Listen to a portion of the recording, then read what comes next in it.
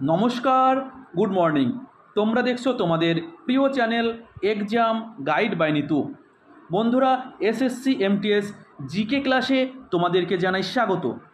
তোমরা যারা এবছর এসএসসি এমটিএস পরীক্ষা দেবে, তোমাদের জন্যই আমি নিয়ে এসেছি 2024 সালে এসএসসি এমটিএস পরীক্ষায় এসে যাওয়া সাধারণ জ্ঞানের প্রশ্ন নিয়ে এই বিশেষ ক্লাস।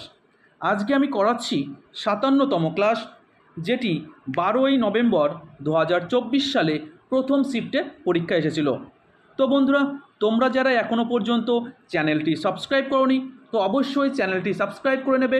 ভিডিওটা ভালো লাগলে লাইক করবে, বন্ধুদের সঙ্গে শেয়ার করবে। তো চলো শুরু করছি আজকের প্রশ্নপত্রগুলো। শুরু করছি আজকের প্রথম প্রশ্ন। প্রথম প্রশ্ন দেখো কি বলেছে, নিচের কোন ভিটামিনে কোবাল্ট একটি অপরিহার্য উপাদান হিসেবে অন্তর্ভুক্ত? তো কোন ভিটামিনে কোবাল্ট পাওয়া যায়? তো সঠিক উত্তর হবে ভিটামিন বি12। ভিটামিন বি12-এর অপরিহার্য উপাদান কোবাল্ট। 1459 খ্রিস্টাব্দে কে যোধপুরে মেহেরানগড় দুর্গ নির্মাণের কাজ শুরু করেন? তো যোধপুরে মেহেরানগড় দুর্গ নির্মাণ করেছিলেন রাও যোধা। রাও যোধা তিনি 1459 খ্রিস্টাব্দে যোধপুরে মেহেরানগড় দুর্গ নির্মাণ করেছিলেন। পরবর্তী প্রশ্ন, ড্যাশ কুচিপুড়ি নৃত্যের ক্ষেত্রে অবদানের জন্য 1970 সালে পদ্মশ্রীতে ভূষিত হয়েছিলেন? তো কোন নৃত্যশিল্পী কুচিপুড়ি নাচের জন্য 1970 সালে ভারত সরকার প্রদত্ত পদ্মশ্রী সম্মানে ভূষিত হয়েছিলেন? তো তিনি হলেন ভি সত্যনারায়ণ শর্মা। এই কুচিপুড়ি অন্ধ্রপ্রদেশের একটি শাস্ত্রীয় নৃত্য। ঠিক আছে, অন্ধ্রপ্রদেশের শাস্ত্রীয় নৃত্য কুচিপুড়ি। 86তম সাংবিধানিক সংশোধনী আইনের মাধ্যমে ড্যাশ সালে ভারতীয় সংবিধানে 11তম মৌলিক কর্তব্য যুক্ত করা হয়েছিল? খুব ইম্পর্টেন্ট একটি প্রশ্ন। তো সঠিক উত্তর হবে 2002 সালে। 2002 সালে ভারতীয় সংবিধানে 11তম মৌলিক কর্তব্য যুক্ত করা হয়। ঠিক আছে, বর্তমানে মৌলিক কর্তব্যের সংখ্যা 11টি। 1976 সালে মৌলিক কর্তব্য ভারতীয় সংবিধানে অন্তর্ভুক্ত করা হয়। তখন মৌলিক কর্তব্যের সংখ্যা ছিল 10। মৌলিক কর্তব্য যা ভারতীয় সংবিধানে 51 এ অনুচ্ছেদ এবং 4 এ ভাগে কিন্তু অন্তর্ভুক্ত রয়েছে। ঠিক আছে, চলো নেক্সট। 1756 সালে আলীবর্দী খানের মৃত্যুর পর কে বাংলার নবাব হন? তো 1756 সালে আলীবর্দী খানের মৃত্যুর পর সিরাজউদ্দৌলা বাংলার নবাব হয়েছিলেন। ঠিক আছে, সিরাজউদ্দৌলা বাংলার নবাব হয়েছিলেন। এই সিরাজউদ্দৌলার সঙ্গে 1757 সালে ইস্ট ইন্ডিয়া কোম্পানি সঙ্গে পলাশির যুদ্ধ হয়েছিল। ঠিক আছে, 1757 সালে সিরাজউদ্দৌলা বাহিনীর সঙ্গে রবার্ট ক্লাইভের ব্রিটিশ বাহিনীর কিন্তু পলাশির যুদ্ধ হয়েছিল 1757 সালের 23শে জুন।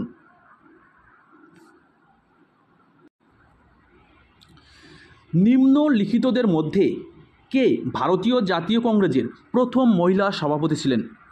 তো প্রথম মহিলা সভাপতি ছিলেন অ্যানি বেসান্ট। জাতীয় কংগ্রেসের প্রথম মহিলা সভাপতি ছিলেন অ্যানি বেসান্ট। আর যদি বলতো জাতীয় কংগ্রেসের প্রথম ভারতীয় সভাপতি কে ছিলেন, ভারতীয় মহিলা সভাপতি, তো তিনি হলেন সরোজিনী নাইডু। ঠিক আছে, সরোজিনী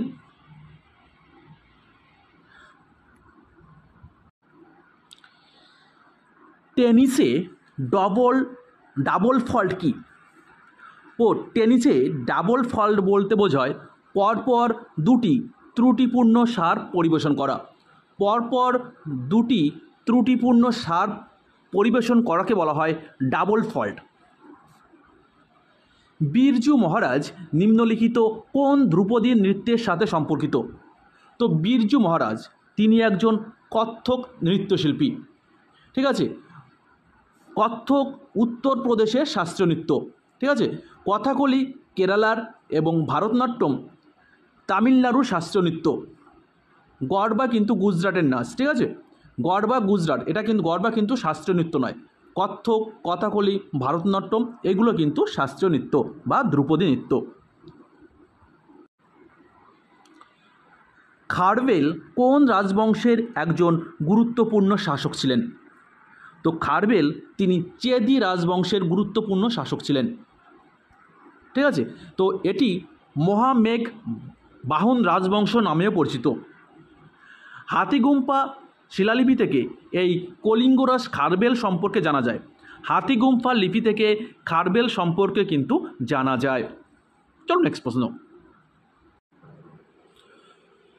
ভারতের ধর্মীয় উৎসবের ক্ষেত্রে নিম্নলিখিত কোন বিবৃতিটি সত্য? এক বিবৃতি কি বলেছে, ভারতের বৌদ্ধ সম্প্রদায় প্রধানত লোসার উৎসব উদযাপন করে, এই বিবৃতি কিন্তু সঠিক। নবরোজ উৎসব মূলত ভারতের ফার্সি সম্প্রদায় উদযাপন করে, এটাও ঠিক। ভারতে মুসলিম সম্প্রদায় সাগা দাওয়া প্রধানত উদযাপন করে, এই বিবৃতি কিন্তু ভুল। তো অপশন সি হয়ে যাবে সঠিক। বিবৃতি এ 1 এবং বিবৃতি 2, এই বিবৃতি দুটো কিন্তু সত্য। পরবর্তী প্রশ্ন দেখো কি বলেছে, নিম্নলিখিত লৌহ ইস্পাত কারখানাগুলির মধ্যে কোনটি ঝাড়খণ্ডে অবস্থিত? তো নিম্নলিখিত লৌহ ইস্পাত কারখানাগুলির মধ্যে বোকারো লৌহ ইস্পাত কারখানাটি ঝাড়খণ্ডে অবস্থিত। তো সঠিক উত্তর হবে বোকারো। পরবর্তী প্রশ্ন, নিম্নলিখিত কোন শৃঙ্গটি ভারতে অবস্থিত নয়? তো দেখো, নন্দা দেবী, গুরুশিখর, মহেন্দ্রগিরি এই পর্বত শৃঙ্গটি ভারতে অবস্থিত, কিন্তু ধবলগিরি এই শৃঙ্গটি ভারতে অবস্থিত নয়। তো সঠিক উত্তর হবে ধবলগিরি।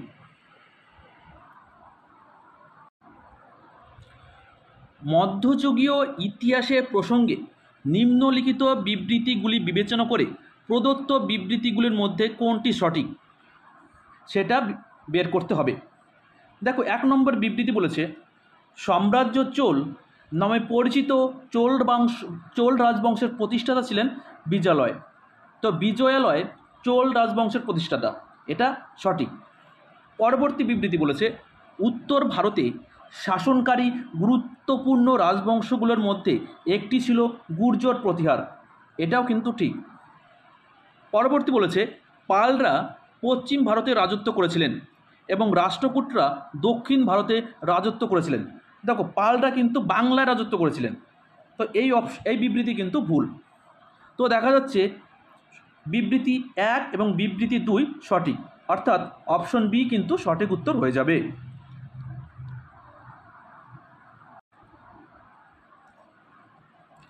নিচের কোনটি 4 থেকে 10 জন ব্যক্তির সমন্বয়ে গঠিত একটি অআনুষ্ঠানিক গোষ্ঠী যারা পারস্পরিক গ্যারান্টির বিপরীতে ঋণ চায়? তো সঠিক উত্তর হবে যৌথ দায়বদ্ধ গ্রুপ বা জয়েন্ট লাইবিলিটি গ্রুপ।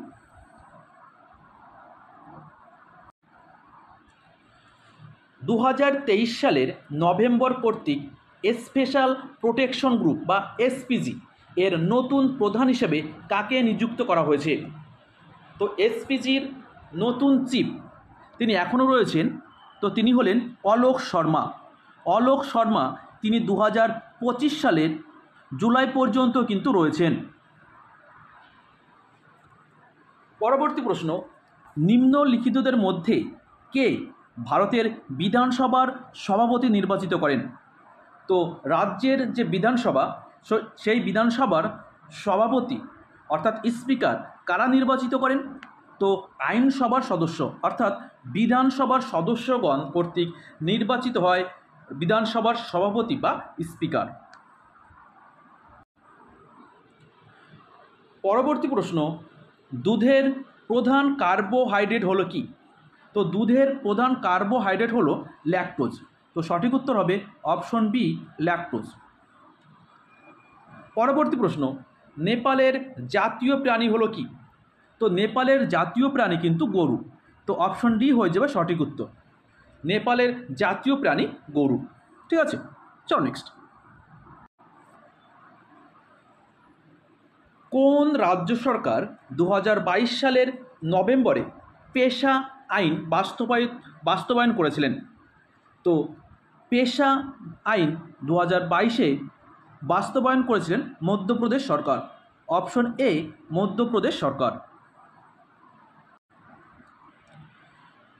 নিম্নলিখিত কোন আদমশুমারি ভারতের নেতিবাচক জনসংখ্যা বৃদ্ধি করেছে? অর্থাৎ ভারতের কোন আদমশুমারিতে জনসংখ্যার বৃদ্ধির হার ঋণাত্মক হয়েছিল? তো সঠিক উত্তর হবে 1921 সালে। তো 1921 সালের যে জনগণনা হয়েছিল সেই জনগণনায় ভারতের জনসংখ্যা বৃদ্ধির হার ঋণাত্মক ছিল। পরবর্তী প্রশ্ন, ভারতের কোন রাজ্যে সন্তোষ ট্রফির 77তম সংস্করণ অনুষ্ঠিত হয়েছিল? তো 77তম সংস্করণ অনুষ্ঠিত হয়েছিল অরুণাচল প্রদেশ। Option D Arunachal Pradesh. আর 78তম হয়েছিল হায়দ্রাবাদ। ঠিক আছে, 78তম সংস্করণটি অনুষ্ঠিত হয়েছিল হায়দ্রাবাদে। ঠিক আছে, যেখানে বাংলা কিন্তু চ্যাম্পিয়ন হয়েছিল। 2024-25 যে সন্তোষ ট্রফিটি হয়েছিল সেটা হচ্ছে 78তম সংস্করণ হয়েছিল, যেটা হয়েছিল হায়দ্রাবাদে। আর চ্যাম্পিয়ন হয়েছিল কিন্তু বাংলা। এই সন্তোষ ট্রফি 1942 সালে প্রথম শুরু হয়। সবচেয়ে বেশিবার জিতেছে বাংলা। ঐতিহাসিক কল্পকাহিনী উপন্যাস the Maurya the legend of Ashok এর লেখককে? তো ঐতিহাসিক কল্পকাহিনী উপন্যাস the Maurya the legend of Ashok এর লেখক ছিলেন কোমল ভানুয়ার। পরবর্তী প্রশ্ন, পদ্মভূষণ পুরস্কারপ্রাপ্ত মগুবাই কুর্দিকার নিম্নলিখিত কোন সঙ্গীত ধারার সাথে যুক্ত? তো পদ্মভূষণ পুরস্কার প্রাপ্ত মগুবাই কুর্দিকার ছিলেন হিন্দুস্তানি ধ্রুপদী সঙ্গীতের একজন শিল্পী। ঠিক আছে, চলো নেক্সট। জন ডাল্টন কোন সালে তার পারমাণবিক তত্ত্ব উপস্থাপন করে, যার দ্বিতীয় অংশে বলা হয়েছে যে একটি নির্দিষ্ট মৌলের সমস্ত পরমাণু সমান? তো সঠিক উত্তর 1808 সালে। 1808 সালে জন ডাল্টন তার পারমাণবিক তত্ত্ব উপস্থাপন করেছিলেন। ঠান্ডা উপ আর্কটিক জলবায়ু অঞ্চলে শঙ্কুযুক্ত বনগুলোকে ড্যাশ বলা হয়? তো ঠান্ডা উপ আর্কটিক জলবায়ু অঞ্চলের শঙ্কুযুক্ত বনগুলোকে বলা হয় তৈগা। Option A তৈগা। তো বন্ধুরা, ভিডিওটা এই পর্যন্তই। ভিডিওটা ভালো লাগলে লাইক করবে, বন্ধুদের সঙ্গে শেয়ার করবে। আবার দেখা হচ্ছে আগামীকাল। ততক্ষণ ভালো থাকবে, সুস্থ থাকবে। ধন্যবাদ।